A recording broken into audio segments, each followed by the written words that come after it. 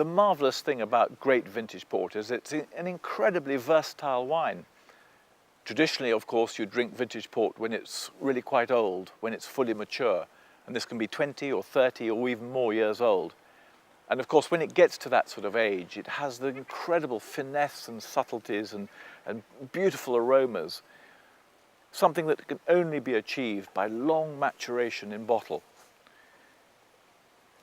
But of course, vintage port can also be drunk when it's very young, when it's a young, rich, vibrant, deep red colour. I have here two vintage ports. One is an old vintage port that has spent many, many years in bottle, gaining that extraordinary elegance and finesse that is so enjoyable from a great wine when it's very old.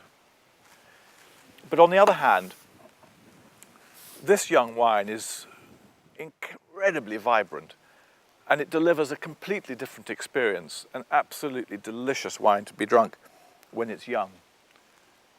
In fact, you can drink vintage port at every stage of its development, when it's young, and as it ages through till it's a very old and mature wine indeed.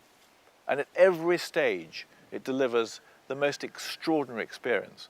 And the great thing about vintage port is the interesting way it develops and changes as it ages. I personally recommend that if you have a case of vintage port, that you don't wait until it's all very old, but you drink it when it's young, and then some more bottles when it's a little bit older, and so on, until it's fully mature. And that is really getting the best out of this great, great wine. My grandfather used to say, you can drink vintage port at any time. In fact, any time not drinking vintage port is a waste of time.